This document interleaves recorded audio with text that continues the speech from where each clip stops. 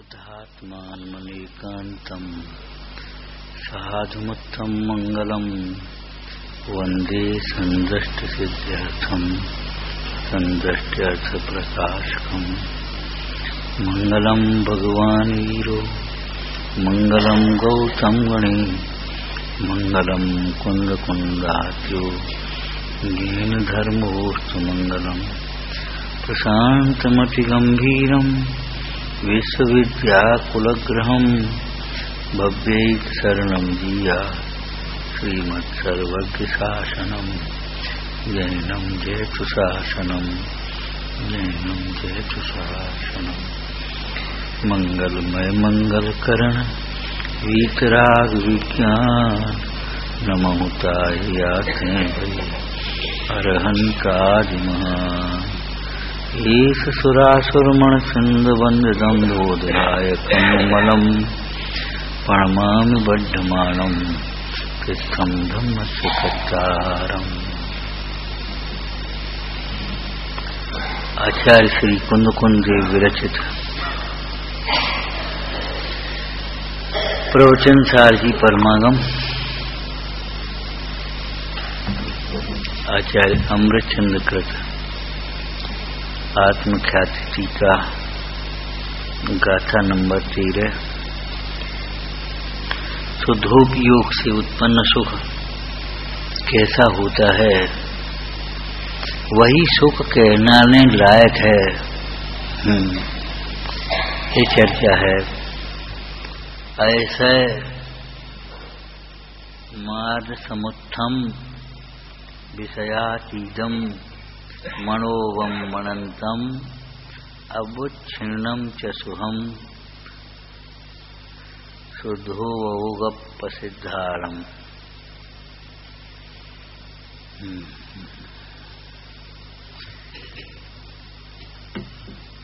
शुद्धोपयोग से उत्पन्न सुख अर्थात वास्तविक सुख,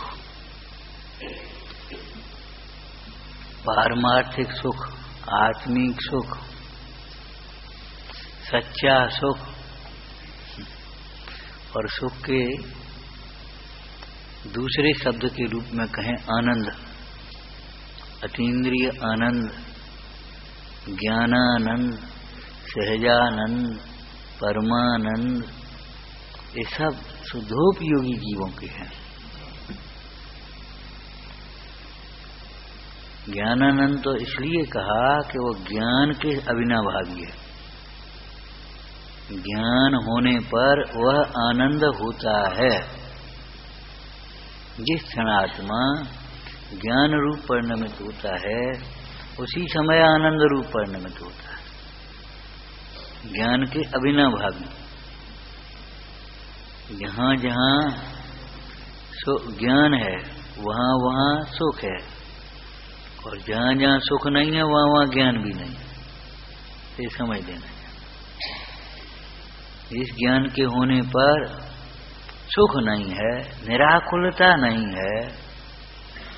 उस सुख को, उस ज्ञान को अज्ञान ही कहेंगे। शुद्ध जीव के जाननहारे को ज्ञान ही है ऐसा नहीं लिखा। ज्ञान भी है और सुख भी है।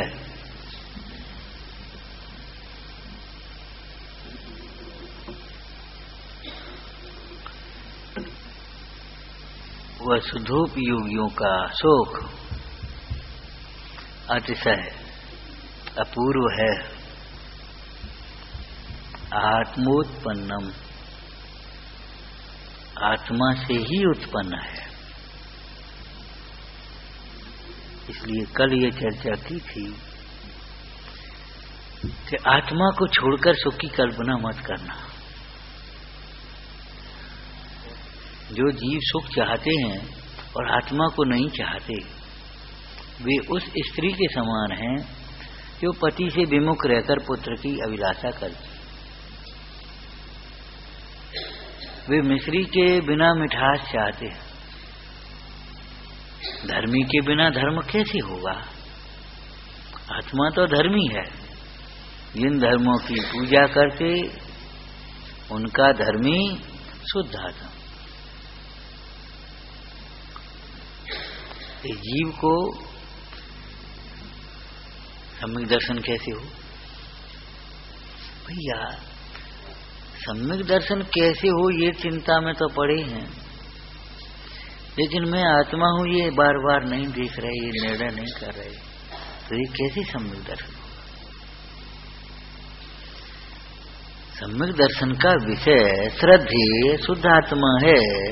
वो शुद्ध आत्मा का श्रवण करे,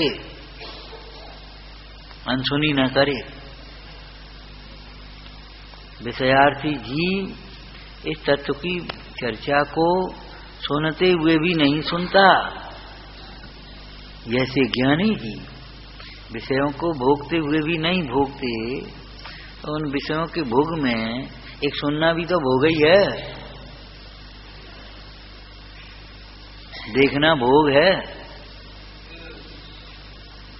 अंतर इतना है कि देखते हुए वह इष्ट की कल्पना की और आनंद माना, या अनिष्ट की कल्पना की दुख माना, तब वो भोग कहलाता है, और बस जाना वो ज्ञान कहलाता है। ज्ञान और भोग में इतना अंतर है कि आंख से जाना ये ज्ञान हो गया, आओ इतना सुंदर आनंद आ गया, ये भोग हो गया। भोग में माने हर लौकिक में जो भोग है ना, वो सुख दुख का भेदन। कर्म फल को अज्ञानी भोगते हैं। क्या मतलब? कर्म फल को जानते समय मात्र ये कर्म फल भिन्न है ऐसा नहीं जानते। मेरा पाप का उदय है, मैं बीमार हूं, मैं दुखी हूं, बस ये इसका नाम है भोग। मेरे पुण्य का उदय है, मेरी तो सब खूब आनंद है, आपकी कृपा है। अरे कृपा होती तो इसको आनंद को आनंद नहीं मानता। ये आनंद नहीं है भाई, ये तो कर्म फल को भोग है, और कर्म फल को भोगते हुए कर्म को ही बांधते। कर्म फल को भोग रहे हैं, वे कर्म को बांध रहे हैं।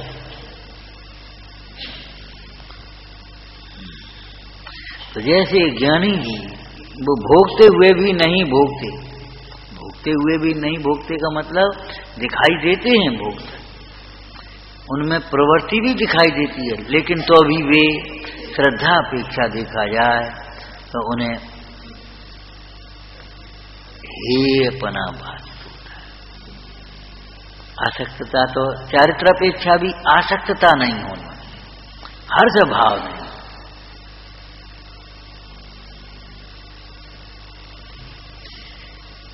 तो इन भोगों में भोगते हुए नहीं भोगते कौन दीजिए? तो भोगने में देखना, सुनना, चखना, स्पर्शना सब आ गया ना, एक सुनना। तो ऐसे जी लौकिक बातों को सुनते हुए भी नहीं सुनते।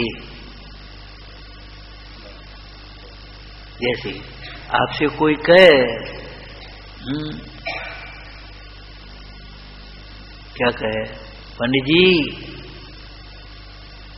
तो आप उसे सुनकर के हर्ष हो गया। हाँ भैया कब आए, बोलो। ये हो गया भोग, भोग हो गया ये। उसमें ऐसा लगा कि ये मुझे बुला रहे, मैं हूं ये। ज्ञानी जीव सुनते हुए भी नहीं सुनते, माने उस रूप अपने को नहीं मानते।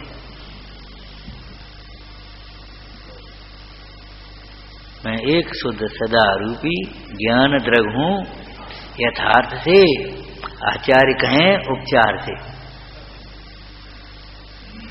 शिष्य हैं जो आचार्य कहते, हे आचार्य, हे गुरुवर, हे स्वामी, हे प्रभु, ये सब उपचार के कथन है। इसका मतलब अभिमान से उत्तर नहीं देते ऐसा मत समझ लेना, लेकिन वे उस रूप अपने को समझते नहीं हैं। उसका मतलब है सुनना, सुनते हुए भी नहीं सुनते। तो जैसे ज्ञानी बाह्य बातों को सुनते हुए भी नहीं सुनता, ऐसे ही अज्ञानी की आत्मा की चर्चा को सुनते हुए भी नहीं सुनते। सुत परिचितानुभूता, अनादिकाल से एकत्व विभक्त आत्मा की चर्चा सुनी नहीं। तो प्रश्न है कि सुनी नहीं कैसे कहते हो आप? अरे पिछले भवों की बात हम तो 20 साल से सुन रहे हैं, हमें तो यही चर्चा अच्छी लगती, और बातें तो अच्छी भी नहीं लगती, हम तो यही सुनते कि सुनी नहीं, ऐसे सुनने को सुनना नहीं कहते।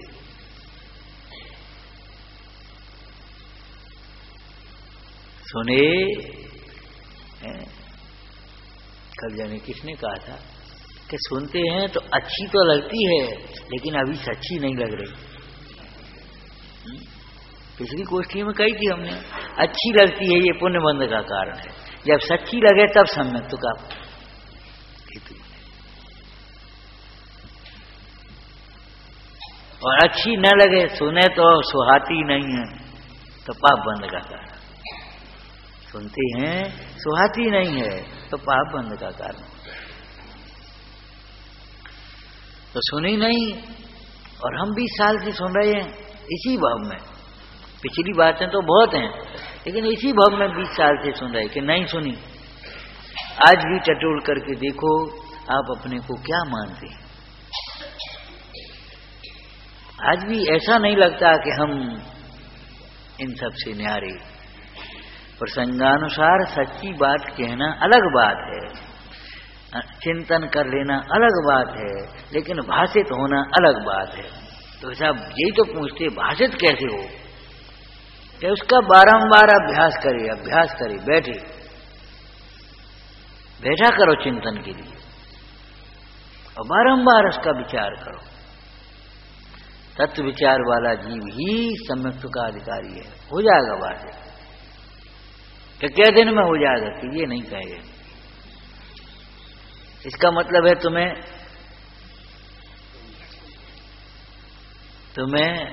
बोलो सम्यक का लक्ष्य है, आत्मा का लक्ष्य है ही नहीं। महाराज सम्यक दर्शन कैसे हो कि तुम आत्मा हो, ये तो हम जानते हैं कि यही तो नहीं जानते, इसीलिए तो सम्यक दर्शन नहीं होता। उनको ये लगता है कि हम ये पढ़ लें, ये सुन लें, ये कर लें तो सम्यक दर्शन हो जाए, कुछ ध्यान कर लें। अरे भाई ध्येय का लक्ष्य होगा तब तो ध्यान बनेगा। श्रद्धेय सामने हो और श्रद्धा न हो ऐसा होता ही नहीं। आत्मानुभव में श्रद्धान उदित होता ही है, और आनंद आवे तो एकाग्रता न हो, स्थिरता न आए, संभव ही नहीं है। आनंद आएगा वहां एकाग्रता, लीनता, मग्नता, रम्यता, ये सब अपने आप होगा, होगे बिना नहीं रहेगा। ऐसा समझो सम्यक दर्शन होने पर चारित्र का पुरुषार्थ, वितरागता का पुरुषार्थ भी सहजपने वर्तता है। सब पुरुषार्थ तो करना ही पड़ेगा। अरे करना पड़ेगा कब? कोई बलजबरी है, पराधीनता है, उसी वर्तता ही है।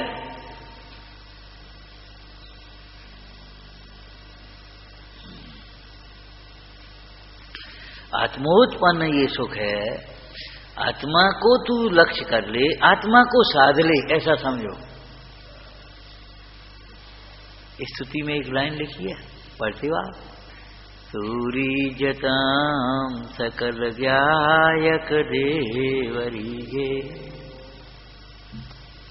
सोने तने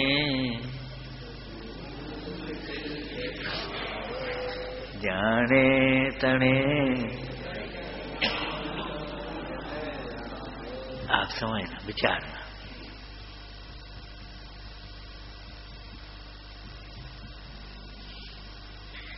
आत्मा को सोना, अनसुनी मत कर।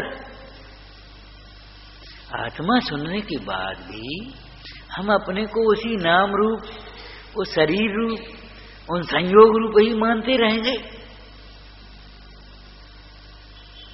वो कहें हमने तो सुना था कि हम आत्मा हैं,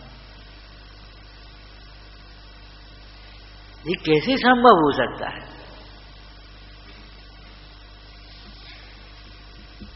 आत्मोत्पन्नम, तो उस सुख की चिंता मत कर, मैं सुखी कैसे हूं। अरे तू सुख स्वरूप है, इस पक्ष में आया। देखो मुझे तो इंद्रिय सुख नहीं, इंद्रादिक पद नहीं, विषय सामग्री नहीं, मुझे तो अतीन्द्रिय सुख चाहिए। ये शुभ भाव है, ये व्यवहार का पक्ष आया है, व्यवहार के पक्ष में आया। अब इस व्यवहार के पक्ष में आया तो उस अवशुद्धनय के पक्ष में तो आ, अरे मैं शुद्ध सुख स्वरूप हूं, ये शुद्ध है, मुझे तो ज्ञानी होना है, ये व्यवहार का पक्ष आया। हमें तो पैसा कमाना, अरे पाप का पक्ष है, परिग्रह का पक्ष है, वो कोई गम है। हमें तो इन प्रकार अपनी पद वो चाहिए, पद प्रतिष्ठा नहीं, ये तो पाप का पक्ष है। इस भाव में मुझे तो अपना हित करना है, हित करना, ये व्यवहार का पक्ष है। और मैं हित रूप हूं, सुख रूप हूं, ये शुद्धनय का पक्ष। अब आप बताइए शुद्धनय के पक्ष में आए बिना पश्चातिक्रांत कैसे होगा? संभव है? अच्छा, अब शुद्धनय में व्यवहार के पक्ष को निषेध किए बिना कैसे आ पाएगा?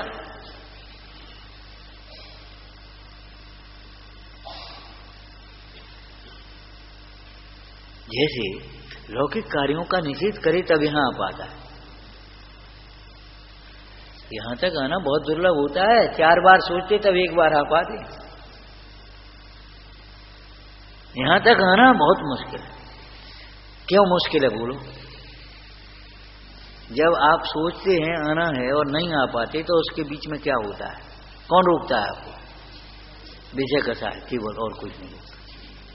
क्या करें, वो सीजन जरा चल रहा है, क्या करें वो उसकी तबीयत खराब है, क्या करें वहां जाना है, क्या करें वहां, बोलो यही सब काम होंगे। अगर इनका निषेध करेंगे तब यहां आ पाएंगे। इनका निषेध किए बिना दर्शन से पाप नाश से, ये तो ठीक है, हम कहते पाप नाश है तब दर्शन होता है। तो ये पापों से फुर्सत नहीं है, विजय कसायों से फुर्सत नहीं है, तो दर्शन कहां? वास्तव में वहीं रचे पचे जी ऐसे ही बोलते हैं, हमको फुर्सत नहीं है दर्शन स्वाध्याय। बात तो ठीक है, लेकिन क्या करें, फुर्सत नहीं है। अरे फुर्सत नहीं है ऐसा कहने से काम चलेगा? फुर्सत निकालने से काम चलेगा। तो जैसे उस पाप का निषेध करके इस व्यवहार के पक्ष में आ पाता है, इसी व्यवहार का निषेध करे तो ये शुद्धनय के पक्ष में। जब तुझे ऐसा लगे कि मुझे अपना हित करना है, तो अपना कल्याण करना है, ये भव सफल करना है, अथवा इस भव में भव का अभाव करना है, मोक्ष मार्ग प्रारंभ करना है, सम्यक दर्शन करना है, तब फिर अपने से पूछना वो आत्मन वास्तव में करना है? सच्ची कह रहा है, कहीं झूठ तो नहीं बोल रहा हूं? देख करके तो कहने नहीं लगा क्या? तो पंडित जी को देख करके महाराज अब तो अपना कल्याण ही करना है, और उधर हुए, और ये बताओ व्यापार धंधा विषय कैसा है, वहां विचार करना तो अभी तेरी वृत्ति में ही, संकल्प ही शक्ति कमजोर है। एक दृष्टांत दिया था, आपको याद हो तो, एक कन्या के एक हाथ हो, कोई दुर्घटना में एक हाथ उसका चला जाए तो अभी उसका विवाह हो सकता है, कोई दिक्कत नहीं है। लेकिन 2 हाथ में एक हाथ किसी को दे तो कैसे होगा? कम बुद्धि वाले कल्याण कर सकते हैं, लेकिन यहां बेईमानी करने वाले ने कल्याण नहीं कर पाए। यहां बातें बनाए और बुद्धि अपनी वहां विषय कसायों में लगाए, नहीं कर पाएंगे।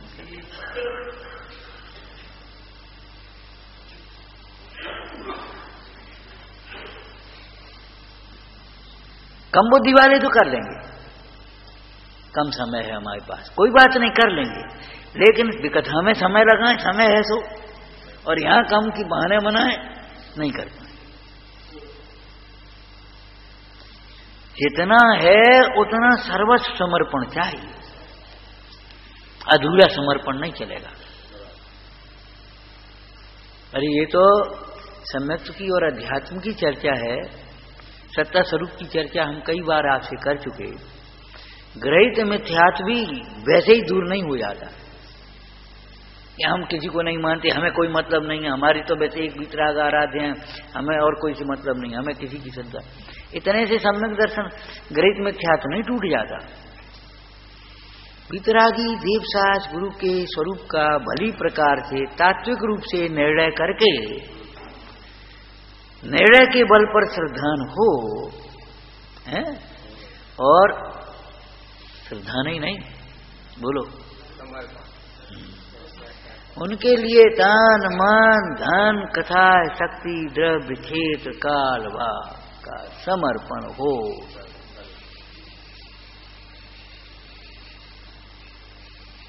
तब ग्रहित मिथ्यात्व मिटे। ग्रहित मिथ्यात्व इतने से थोड़ी मिट जाएगा।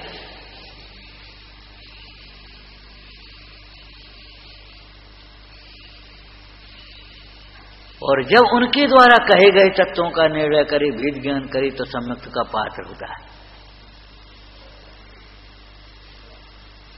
स्वानुभव में सम्यक्त्व होता है।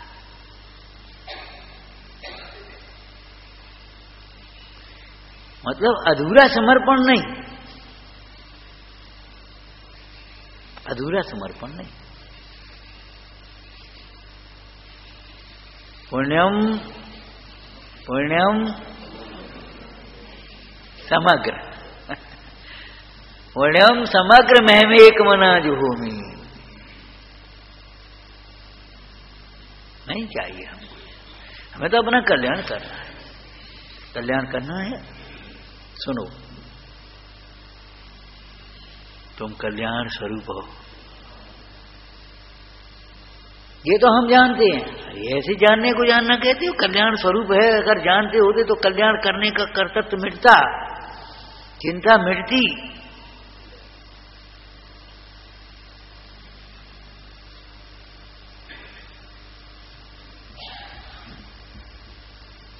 कहते हो हम, ये तो हम जानते हैं। ये तुम्हारा मिथ्या अहंकार नहीं है क्या? कहने से काम थोड़ी चलेगा कि इंद्रिय ज्ञान ज्ञान नहीं है। समझना पड़ेगा इंद्रिय ज्ञान ज्ञान नहीं है। ये चाहे तुम्हें ज्ञान ज्ञान नहीं है।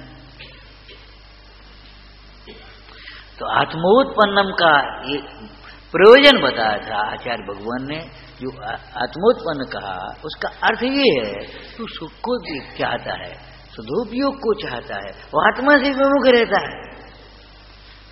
आजा अपने आत्म पक्ष में, शुद्धनय के पक्ष में, पश्चातिक्रांत होते हुए शुद्धोपयोग को प्राप्त हो जाए। तीसरा विशेषण है ये नास्ति से क्या विषयातीतम। जैसे 10 लक्षण में अकिंचन और ब्रह्मचर्य, ऐसे ही आत्मोत्पन्न और विषयातीत ऐसे समझना चाहिए। विषयातीतम, ये शुद्धोपयोग से सुख उत्पन्न सुख विषयातीत, विषयों से बाहर है, विषयों से निरपेक्ष है, न्यारा है। विषयों में मत देखना, उस सुख की कल्पना मत करना।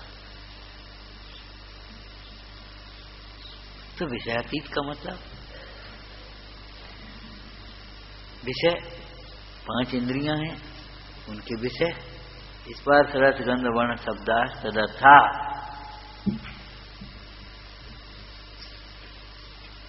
स्पर्श रस गंध वर्ण शब्द हैं, शब्दार्थ तदर्था, उनके अर्थ, उनके विषय, ठीक है ना। तो कोई ऐसा विचार करे हम सुन सुन करके ही सुखी हो जाएं, संभव नहीं।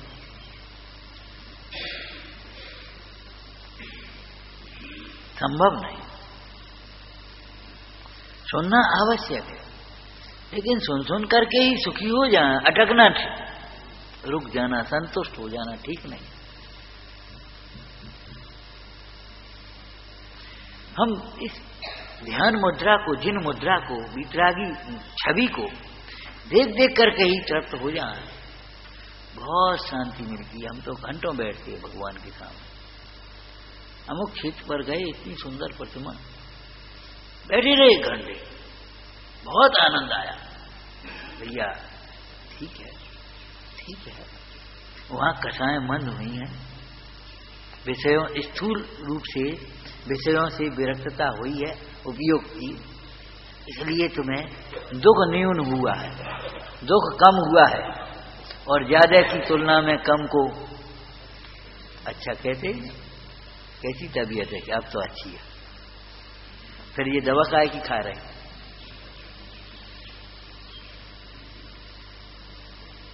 जब अच्छी है तो दवा काय खा रहे?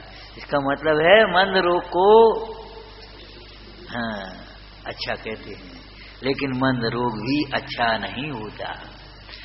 विचार करना, जब मंद रोग अच्छा नहीं होता तो मंद राग कैसे अच्छा? कोई मंद रोग को अच्छा मान करके संतुष्ट हो जाए और औषधि बंद कर दे, वह निरोग कैसे होगा?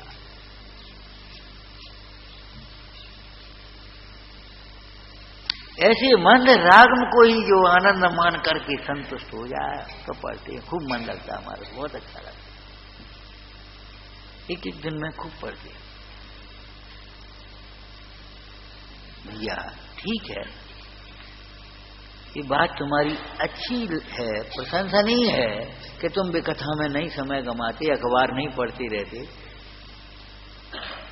इधर उधर की बातें नहीं करते हो, खूब पढ़ते हो, लेकिन क्या पढ़ते हो ये तो बताओ। कि यही पढ़ते हैं आत्मा ही रमने लायक है, आत्मा ही या तो बस रमो ना। कैसा? अब इस भूमिका में तो संभव नहीं है, इस भूमिका में संभव नहीं है, हम भी मानते हैं, लेकिन एक बात बताओ, ये भूमिका ध्रुव है क्या?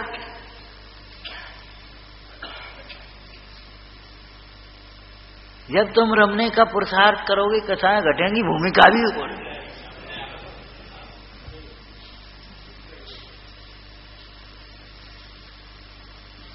कैसी बातें सोचते हो? इस भूमिका में संभव नहीं है तो फिर क्या करें? इसी तो फिर बैठते हैं तो मन नहीं लगता, तो फिर हम सोचते स्वाध्याय करें। भैया बैठते हैं मन नहीं लगता तो भी बैठने का प्रयास करो, बस यही मन लगता रहेगा तो इधर अंतर्मुख नहीं होगा तो आपको फिर प्राप्ति कैसे होगी? ये होगा।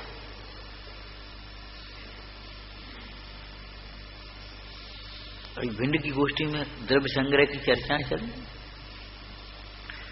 दोनों प्रकार के मोक्ष मार्ग की प्राप्ति ध्यान में होती है, ध्यान में होती है, इसका मतलब एकाग्रता में होती है। ये कोई पक्ष की बात नहीं करे, ध्यान पक्ष और ज्ञान पक्ष ही बना डाले आज। ज्ञान और ध्यान के ये पक्ष नहीं होते, ज्ञान पूर्वक ध्यान होता है और ध्यान में ज्ञान की सार्थकता होती है, सफलता। ज्ञान का फल ही है एकाग्र हो जाना, चंचलता का अभाव, और एकाग्र उपयोग का नाम ही ध्यान करना।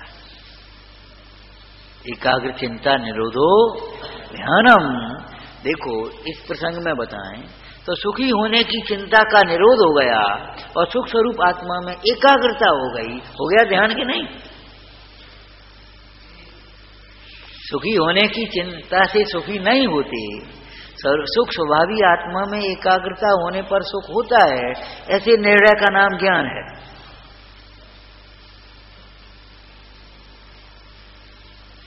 इसी का नाम ज्ञान है, निर्णय, निश्चय होना। और ऐसा निश्चय होने पर जो उपयोग चिंता का होगा निरोध, काय की चिंता का, और चिंता तो बात गई, सुखी होने की चिंता का हुआ निरोध और सुख स्वभाव में हुई एकाग्रता, सुखी होगा। इसलिए ध्यान में सिद्धि है। ध्यान का स्थूल रूप भी होता है, सूक्ष्म रूप भी है। तो ध्यान तो मुनिराज देखो, ज्ञान ध्यान तपोरक्त है, तपस्वी से प्रशस्ति। और देखो इसलिए ध्यान का अभ्यास करना चाहिए ये कहकर के भी फिर कहा क्या, तप सुत व्रतवम सीधा। हाँ बोलो आगे, ध्यान रहे धुरंधरो तप श्रुत व्रतवान ही धर्म रथ का धुरंधर होता है। क्या मतलब, ध्यान कैसे करें, ध्यान का अभ्यास। देखो ध्यान का अभ्यास कैसे किया जाएगा, तब इच्छाएं तुम्हें उत्पन्न होंगी मोह ऐसी, इच्छाओं को तो रोकते जाओ, वे तो अपने आप रुक जाएंगी। जी मत पकड़ो, रोको पहले प्रयास। कैसे रोकें, अपने आप रोकेंगे कि नहीं है, अपने आप रुकेंगे। ये भी कथन है, वस्तुनिष्ठ कथन है ये, वस्तुनिष्ठ। उपदेश शैली का कथन क्या है, जैसे कोई विपरीत दिशा में जा रहा हो, विपरीत दिशा में जा रहा हो, या आप नहीं चले जा रहे हो, सामने कोई बोर्ड मिला जिससे हमको ये लगा अरे इधर कहाँ चल रहा है, अच्छा ये तो गलत रास्ते पर है। जब ऐसा अपन समझेंगे तो रुक जाएंगे कि नहीं थोड़ी देर। एक काम करो, रुक जाओ, पूछ लो किसी से, यहाँ समझ में नहीं आ रहा है, इधर जाए किधर है, पूछ लो। तो ऐसे इच्छाएं तुम्हें उत्पन्न होंगी, अब रुक जाओ, पूछ लो भगवान से, जिनवाणी से पूछो। तो जिनवाणी कहेगी, भगवान कहेंगे इच्छाओं की पूर्ति तो संभव नहीं, इच्छाओं का अभाव संभव है, और इच्छाओं का अभाव भी विषयों की प्रवृत्ति से नहीं होगा। रोटी खाते खाते रोटी खाने की इच्छा का अभाव नहीं होगा, अनंत काल में नहीं होगा। रोटी खाने की इच्छा का अभाव स्वभाव के आश्रय से होगा, यही तो है ना। तो तब इच्छाओं को रोको, मन को अपने को समझाओ, समझो और समझाओ अपने मन को, संबोधन। इच्छा, ये जीव समझाना ऐसा समझता है जैसे दूसरों को ही समझाया जाता हो, लेकिन जो हमने पढ़ा सुना है उसके बल से अकेले में बैठ करके अपने को भी समझाओ। वो आत्मन क्या कर रहा है, ये विपरीत दिशा में जा रहा है, इससे तो सुख से दूर होता जाएगा, उलझता चला जाएगा ये तो। तब सुरत व्रतवम, तब फिर इच्छाओं को रोककर श्रुत का अभ्यास करो, और श्रुत का अभ्यास करके पापों का त्याग करो, तब तुम ध्यान के पात्र बनोगे। वैसे ही नहीं ध्यान हो जाएगा, मन नहीं लगता, मन जाता है पापों में, लगता तो है ही कहीं ना कहीं। मन नहीं लगता, झूठ बोलते हैं, मन वहां लगता है जहां सुख दिखता है। अब आप इसको बारंबार विचार करो, यहां सुख, यहां सुख, यहां सुख, यहां, तो मन यहां लगेगा फिर आपका। टोटरमल जी ने एक बढ़िया बात कही है, उपयोग लगाए तो लगे, उपयोग नहीं लगता क्या करें, कर्म का उदय, ऐसा कहने से काम नहीं चलेगा। उपयोग लगाए तो लगे, हित समझे तो उपयोग लगे। तो विषयातीतम माने विषयों की ओर माते। अभी ये जीव क्या देखता है सुखी होने के लिए,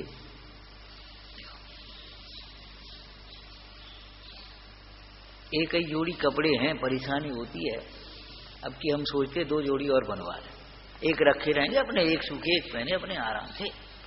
सुखी होने के लिए क्या कर सोचता है, 2। और नीचे कमरा है, ऊपर जरा पानी वानी आते फिर लौटना उतरना पड़े, एक कमरा आपकी सोचते ऊपर बनवा ले। सुखी होने के लिए यही तो करते रहते ना, विषयों का अवलंबन, विषयों का अवलंबन। परेशानी होती है आपकी, अपन एक काम करते, एक ये मशीन और ले आते, वॉशिंग मशीन, एक फलानी चीज ले आते, चलो अपन ऐसा करते, एक नौकर रख लेते, चलो भाई एक काम करते, एक फंड बना देते, चलो भाई ऐसा करते। मैंने ये सुख के लिए यही प्लानिंग करता रहता ना, विषयातीतम, वो सुख तो विषय। ऐसे प्रकार के चिंतन तो तुझे सुख से दूर करते चले जा रहे। क्यों? इस प्रकार की प्रवृत्ति में तू अपने आत्मा से तो दूर होता ही है। कहा था, वाक्य पूरा याद है। ये पंचेंद्रिय के विषय हमें आत्मा से तो दूर करते ही हैं, आत्म प्राप्ति के निमित्त भूत देवसास गुरु से भी बहुत दूर कर देते। विषयातीतम, विषयातीतम। रोको से, कहां जा रहा? उधर मत जाओ, उधर मत जाओ, रोको। देवगति में दोनों ने मित्र थे, दोनों मित्र एक एग्रीमेंट किया था, कि जो मनुष्य पर्याय में भाई जाए पहले दूसरा संबोधन करके उसके निकालेगा। तो विवाह का मंडप तुम्हारी, क्या अपन ने प्रतिज्ञा की थी, क्या एग्रीमेंट किया था, क्या सोचा था? ओ बिल्कुल ठीक, वहीं से दीक्षा लेकर। विषयातीतम, सुख के लिए तू किधर देख रहा है? विषयों की ओर। इस विषयावलंबी परावलंबी भाव से बस हो, बस हो, बस हो। आत्मा स्वयं स्वभाव से ही ज्ञान और आनंदमय है।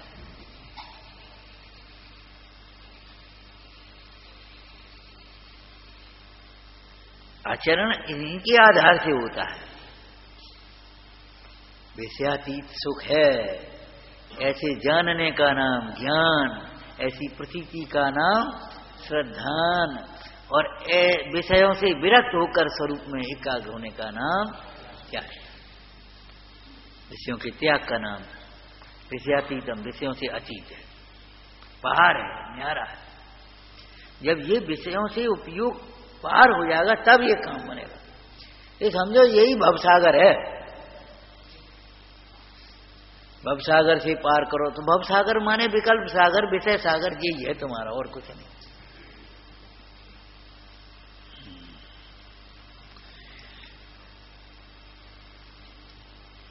उपदेश शैली में चरणान योग के ग्रंथों में, प्रथमान योग के ग्रंथों में उसे दूसरे प्रकार देखा। ये विषय इच्छारूपी रोग की विपरीत औषधि है।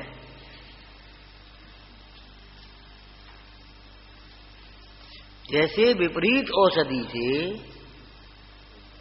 रोग बढ़ता है, ऐसे विषयों की प्रवृत्ति से तृष्णा बढ़ती है, रोग बढ़ता है।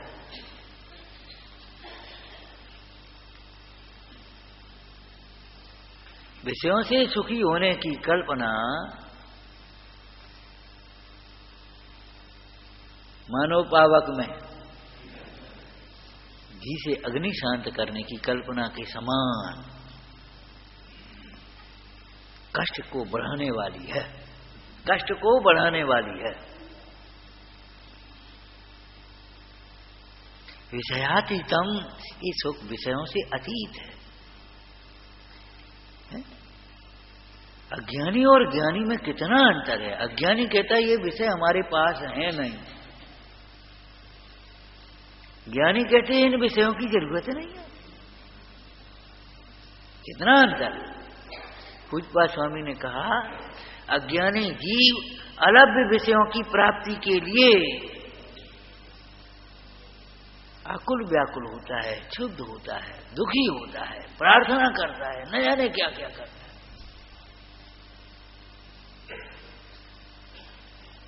जिसको छोड़ने के लिए तैयार है ज्ञानी, अज्ञानी उनको पाने के लिए लालायित हो रहा है।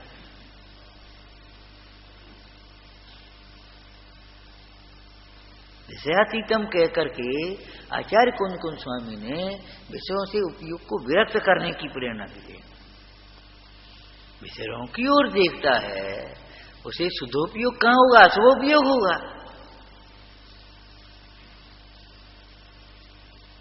कलर मैच बहुत अच्छा है, ये तो अशुभोपयोग हो गया। लय बहुत अच्छी है, ये तो अशुभ उपयोग हो गया। भाव बहुत अच्छा है, शुभ उपयोग।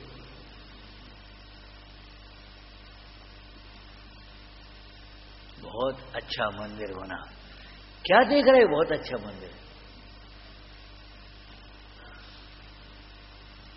अगर तुमने ये चमक दमक देख करके अच्छा कहा तो अशुभ उपयोग हुआ।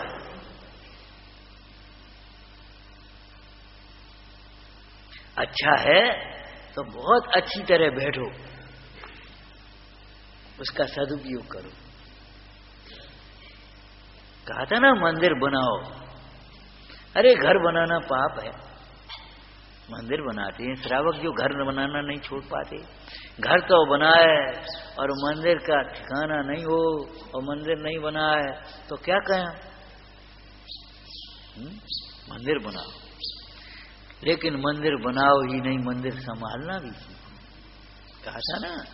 और मंदिर ही मत संभालते रहो, ये करना है, इसकी सफाई होनी है, इसको ऐसा करना है, इसके बाद अब की ये बहुत दिन हो गए पुताई नहीं हुई, इसकी ऐसा नहीं हुआ। मंदिर आकर के संभालते मत रहो, मंदिर में आकर के अपने परिणाम संभालो। और केवल परिणाम संभालने की चिंता से परिणाम नहीं संभलेंगे, संभले संभलाए को देखोगे तो परिणाम शुद्ध न्याय के पक्ष में तो आना ही होगा। कितनी नए कक्षाओं का उल्लंघन करता हुआ ये जीव ये शुद्ध न्याय के पक्ष में आए। कहां परिग्रह के पक्ष में पड़ा, व्यवहार के पक्ष में आया, शुद्ध न्याय के पक्ष में आया। पश्चातिक्रमण विषयातीतम विपरीतता है। तात्पर्य है तू सुख के लिए, सुखी होने के लिए विषयों की ओर मत देख। तुझे ऐसा लगता है हमारे पास धन नहीं है इसलिए हम दुखी हैं, भली प्रकार से कान खोल करके सुन, तुझे ज्ञान नहीं है इसलिए दुखी है। और ज्ञान के बिना धन होने पर भी सुखी नहीं होगा। और नहीं तो आ जाओ, जिन्हें ऐसा लगता है धन के बिना हम दुखी हैं, आ जाओ यहां आओ, इन धनवानों से पूछो।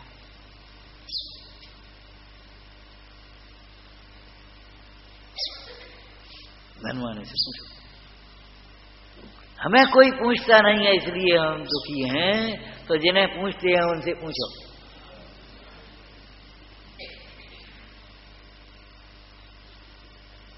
ये कोई सुख है? अरे हमें जरूरत नहीं है इन विषयों, हमें सब पूछें। पूछ की चाह वाले त्रियंच गति बांधते हैं, पूछ की चाह वाले त्रियंच गति बांधते हैं। मनुष्यों में पूछ कहां से आएगी ये बता? क्या आप तो पूछ का अर्थ उधर लगा दिया कि लगाया हमने प्रयोजन परक शैली से। सच्ची बात है, पूछ की चाह वालों को त्रियंच गति मिलती है। सब हमें जाने, सब हमें पूछे, क्या मतलब है इसे? अरे हम अपने को जाने, कल्याण का मार्ग। कोई जाने न जाने क्या मतलब, क्या लेना हमारे अनुसार। अरे हमारे अनुसार नहीं, हम भगवान के अनुसार चलें, इसमें हमारा कल्याण है। हमारे अनुसार सब चलें, इसमें हमारा कल्याण नहीं। सब हम भगवान के अनुसार चलें। भगवान के अनुसार चलने का मतलब अपनी कथा की पूर्ति में नहीं उलझें। जहां प्रतिकूलता लगे, प्रतिकूलता का मतलब जहां अपनी नहीं चलने हट जाओ, अलग। अपना हित करो, अपना हित करो भाई। जीवन थोड़ा है, शक्ति थोड़ी है, बुद्धि थोड़ी है, अपना हित कर लेना चाहिए। उलझने के लिए तमाम उलझे रहोगे। और ये कार्य सब ऐसे ही चलते रहेंगे, चलते रहेंगे। अपना कल्याण अपने बिना होता नहीं और पर का कल्याण अपने बिना रुकता नहीं। कल्याण भी और सुनो, विचार करना कि अपना पर का कल्याण करने की भी तेरी भावना है तो पर का कल्याण पर से परमार्थ से तो कर सकता नहीं, और व्यवहार से भी पर के कल्याण में निमित्त वे ही होते हैं जो आत्म कल्याण में सावधानी हो। जो आत्म कल्याण से विमुख हैं, राग द्वेष की पूर्ति में लगे हैं, वे पर का कल्याण नहीं कर पाएंगे, पर के कल्याण में निमित्त नहीं होंगे। आत्म दर्शन में अपनी ओर देखती हुई ये ऋण मुद्रा ही तो निमित्त होती है। इधर भीड़ की ओर देखती हुई मुद्रा, बोलो आत्म दर्शन में निमित्त होगी क्या? यहाँ हम तुम्हें आत्मा दिखाएं, यहाँ हम तुम्हें आत्मा दिखाएं। तुमने देखा ही तो ले, दिखाना तो बाद में, देखा ही तो ले पहले। अपनी ओर देखती हुई जिन मुद्रा जगत को अपना स्वरूप देखने के लिए निमित्त होती है।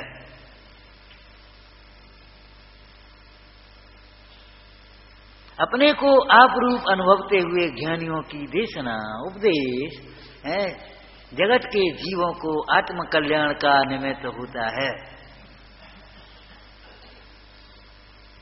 इसलिए जगत के कल्याण की चिंता छोड़ो, आत्म कल्याण के लिए कमर कसो, बद्ध कक्षा कमर कस के तैयार। लेकिन आत्म कल्याण की चिंता से आत्म कल्याण नहीं, आत्मा का कल्याण स्थूल कथन भी करें तो बाह्य संयोग भोग है, आडंबरों में नहीं, बाह्य त्याग में भी नहीं। आत्मा का कल्याण आत्मा के अनुभवन में है, आत्मा की आराधना विषयातीतम। हे भाई, सुखी होने के लिए तुम ऐसा तो कभी सोचना ही नहीं कि हमारे पास ये नहीं है इसलिए मैं दुखी हूं। माने विषयों में उपयोग को तो भ्रमाना ही नहीं। अब दूसरी बात कह रहे थोड़ी सूक्ष्म, इस आत्म तत्व की चर्चा को भी केवल कर्णेंद्रिय का विषय मत बनाना।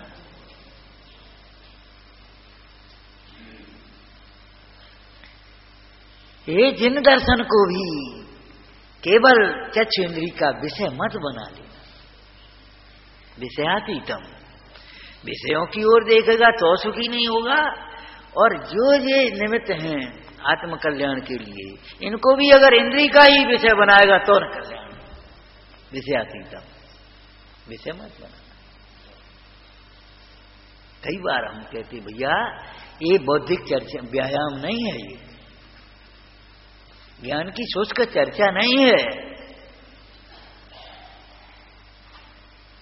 स्वानुभूत प्रसूत आचार्य भगवंतों का यथानुभूत उपदेश है।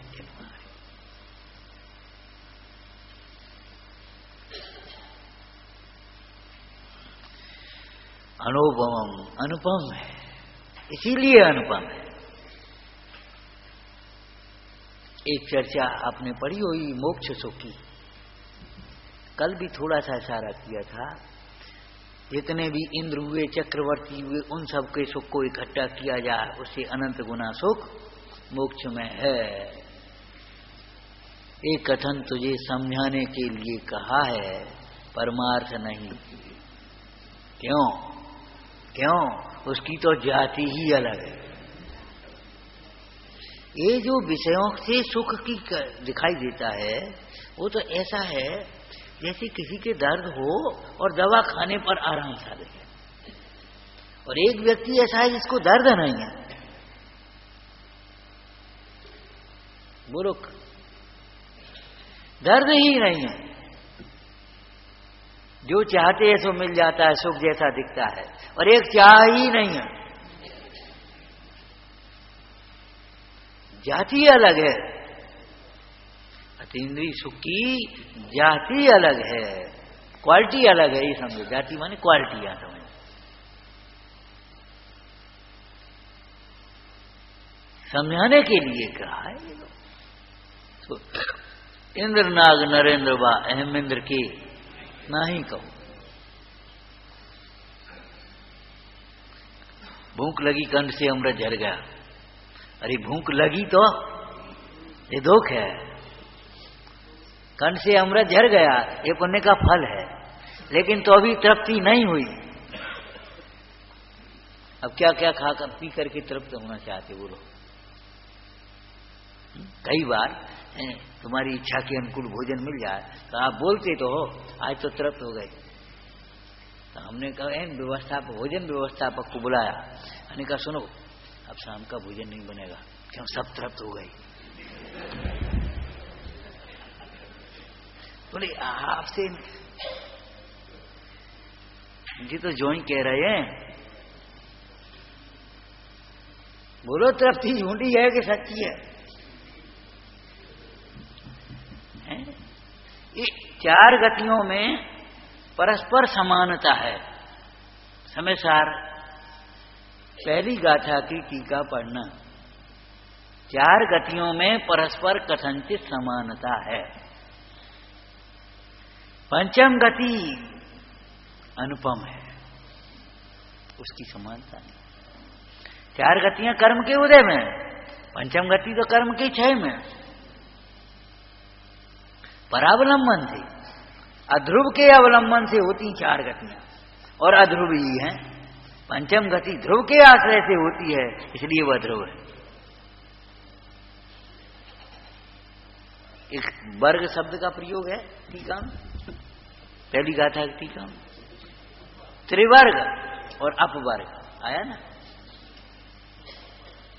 मोक्ष अपवर्ग है, ये सुधोपयोग का सुख अनुपम है। वर्ग ए, वर्ग बी, वर्ग ये इसको काय में रखें कि इसको किसी में नहीं रख पाएंगे, ये अब वर्ग है।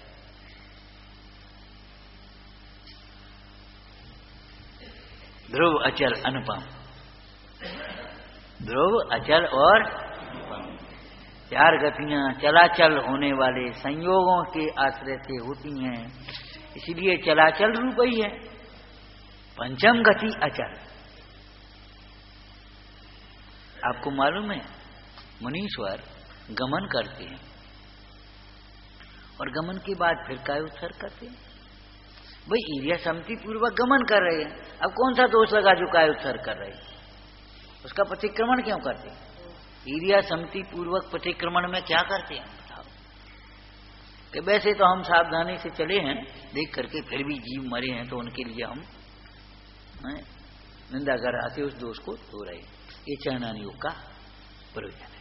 वास्तव में क्या है कि ये चल रहे हैं, ये चलना कब छूटे? इस आवागमन से, चलने फिरने से रहित अचल पद की भावना भाते हैं। अचल गति के लिए अचल पद की भावना भाते हैं, यह है कायोत्सर्ग। इसीलिए मुंडा आज यत्नाचार विवेक पूर्वक प्रवृत्ति करते हुए भी सारी प्रवृत्ति के पीछे एक कायोत्सर्ग की प्रवृत्ति है। जैसे लौकिक में सारे आसनों के बाद एक शवासन है। सारे आसनों में थकान आती है, फिर वो एक शवासन कर। लोगों ने शवासन को समझा कुछ, क्या अर्थ बताया था हमने पहले भी बताया होगा। शवासन का सब मुर्दा को कहते हैं। शवासन का मतलब यह है मुर्दा को मुर्दा समझना और अपने में ढीला छोड़ दो। शवासन में यही तो कहे, ढीला छोड़ दो, उसको तानो मत, उधर देखो मत, यही तो कहेंगे। तो अब स्थूल बुद्धि वाले जी तो स्थूल करेंगे, वो ऐसे ढीले ढीले कर देंगे, काम करेंगे। लेकिन वस्तुस्थिति क्या है? सबको सब रूप जान करके अपने में तिष्ठता है, तब शवासन कहते हैं। उसे शरीर की ओर से शवासन कहेंगे, वो लेटने वाला है। लेकिन हमारी अध्यात्म शैली में वह शिवासन है, कायोत्सर्ग। शिवासन, सबको न्यारा जाना, सब माने मुर्दा शरीर और शिव माने आत्मा। शिव माने आत्मा, शिव माने मोक्ष, कल्याण। सब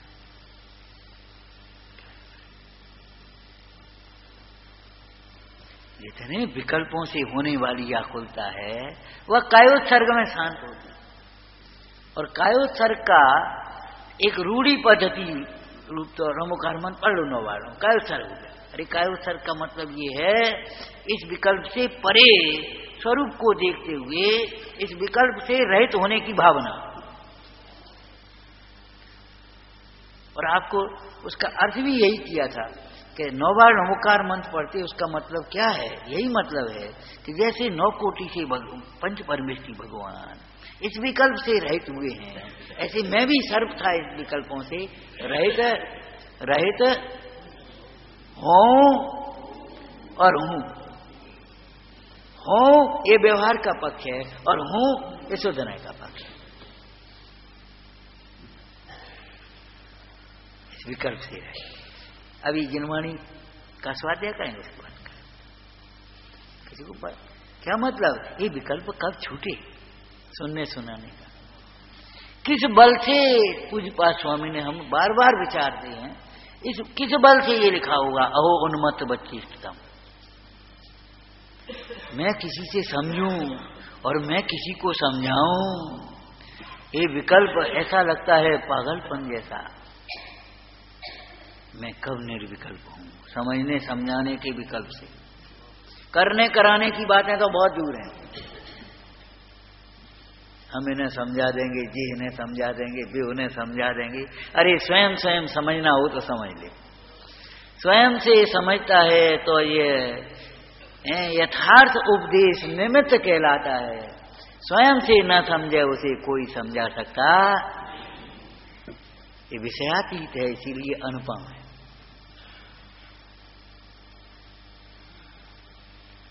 कोई मिलावट नहीं है। अरे आचार्य भगवान ने तो इसी प्रवचन सारथी में जो विषय सुख है ना, उस विषय सुख को भी विषयों से निरपेक्ष कहा। आत्मिक सुख तो विषयों से निरपेक्ष है ही, लेकिन विषयों का जो सुख तुझे लगता है वह भी विषयों से निरपेक्ष है। उसमें विषय अकिंचित कर हैं। इसीलिए एक ही विषय को एक ही विषय भोगता, एक ही विषय को एक ही व्यक्ति भोगता है। किसी समय उसको आनंद आता है, किसी समय आनंद नहीं आता।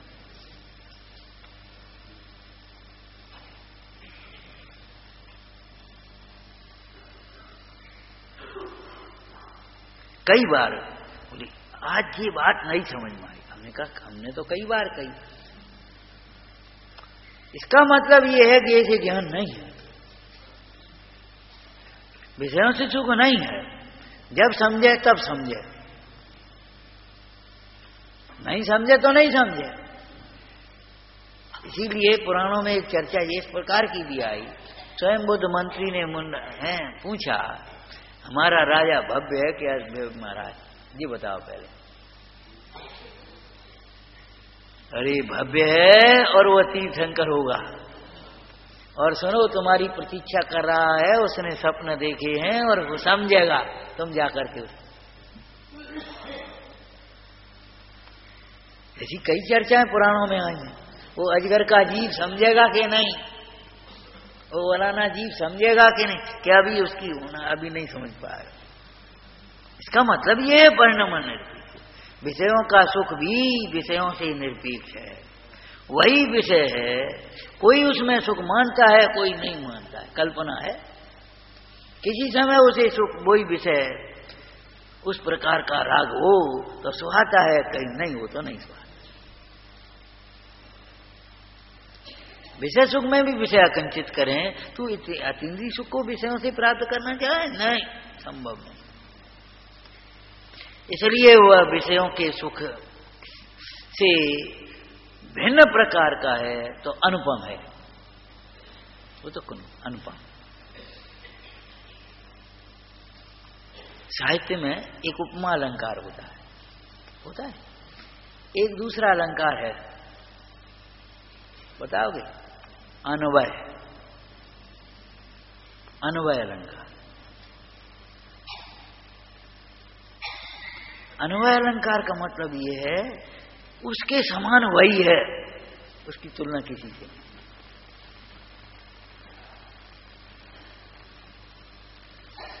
जैसे आत्मा के समान आत्मा ही है, आत्मा के समान कुछ दूसरा नहीं। आत्मिक सुख के समान आत्मिक सुख ही है, दूसरा नहीं।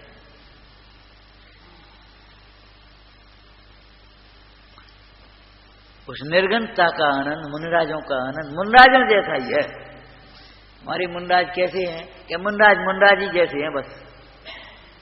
नहीं ऐसे होंगे, कैसे होंगे, नहीं, मुनराज ही जैसे हैं बस, ये समझो। सिद्ध भगवान का सुख सिद्ध भगवान जैसा ही है, केवल ज्ञान जैसा ही है। आप ये समझो, प्रत्येक वस्तु ही सच पूछो तो अनुपम है,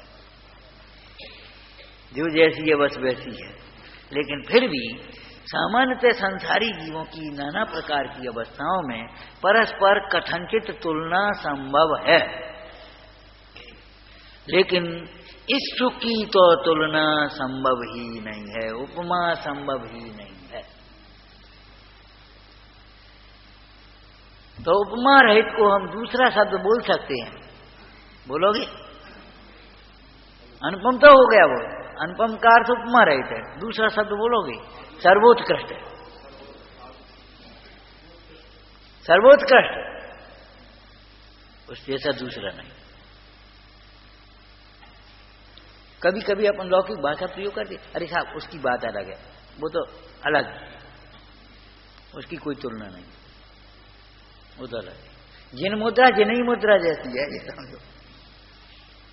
है कोई विश्व में दूसरी मुद्रा? हमने तो आपको कहा था जितने देव उतनी मुद्राएं, लेकिन हमारे जैन शासन में चाहे भूतकाल के तीर्थंकर हों, चाहे वर्तमान के हों, चाहे भविष्य के हों, चाहे विदेश क्षेत्र के हों, चाहे भारत क्षेत्र के हों, चाहे ऐरावत क्षेत्र के हों, जितने भगवंत हैं उनकी एक ही मुद्रा है। क्यों बोलो? एक ही स्वरूप है। क्यों? एक के ही आश्रय से होंगे सब, इसलिए अनुपम का सर्वोत्कृष्ट। और अनंत अंत नहीं। धन समाज गजबाज राज तो काज न आवे, ज्ञान आपको रूप हो फिर अब ये रहेगा। क्यों है ये सुख अनंत? शुद्धोपयोग अनंत। संत निरंतर चिंतत से चिंतत, ये उनके चिंतन की ओर से कथन किया है। अगर हम दर्शन की ओर से करें तो संत निरंतर निरखत ऐसे आत्म रूप अबाधित ज्ञानी, संत निरंतर जानत ऐसे आत्म रूप अबाधित ज्ञानी। रोगादिक न, अब ये आगे नहीं चलेगी बात। चिंतन में तो ये सब बातें हैं, भेद ज्ञान करते रहते हैं, लेकिन चित निर्खत में ज्ञानत में बस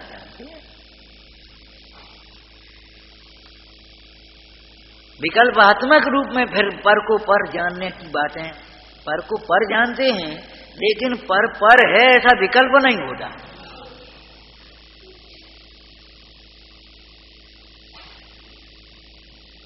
तो अविच्छिन्न धारा निज धर्म की कहानी, सांची तो गंगा है। अविच्छिन्न है ऐसा सुख शुद्धोपयोगी जीवों को होता है। शुद्धोपयोगी जीवों को ऐसा ही सुख होता है, और इसी सुख के बल से उन्हें उदासीनता वर्तती है, वीतरागता वर्तती है।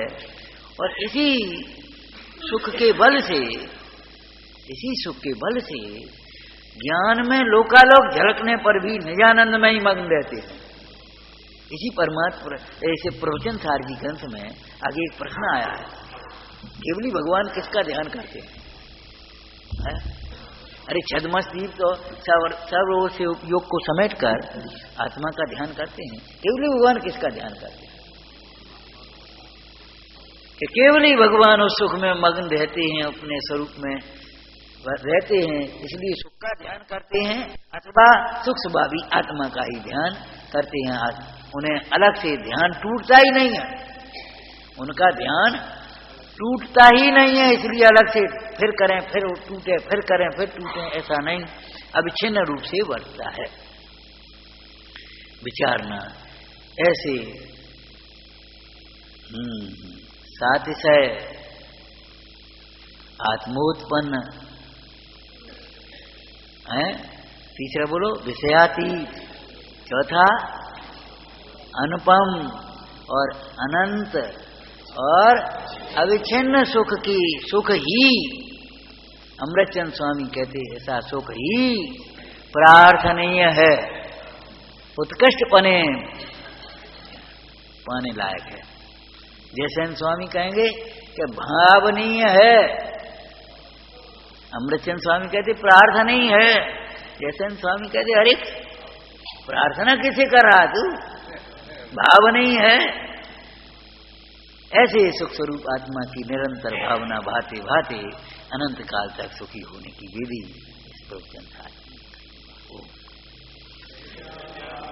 अंधी शोध स्वरूपी विनाशी में आत्म स्वरूप, आनंदी शोध स्वरूपी विनाशी में आत्म स्वरूप,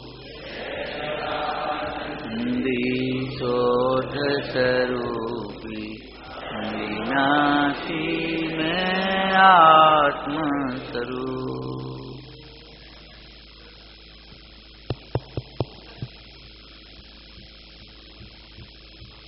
कैसे सुंदर आशीर्वचन, दो पंक्ति याद आई बीच में, भैया भगवती दास जी की है। अहो यह उपदेश माई, यह मतलब चला इस उपदेश में, अहो इस उपदेश माही खूब चित्त लगावे ना, होएगा कल्याण तेरा सुख अनंत बढ़ावे ना, अहो इस उपदेश माई खूब चित्त लगावे ना। बाकी पंक्तियां आप घर जाकर के पढ़ना, याद करना, और जो मंगल आशीर्वचन प्राप्त हुए हैं उसका ही निरंतर अनुभव करना। ऐसा आशीर्वाद हम सबको अभी तत्व ज्ञान का मिला। इस गोष्ठी का अंतिम प्रवचन का लाभ हमने लिया। गोष्ठी में हमसे जो भूल चूक या अवमानना हुई हो तो हम हृदय से क्षमा चाहते हैं। सायंकालीन प्रोग्राम 6:15 से 7 बजे तक बाबू भाई जी कक्षा, 7 बजे से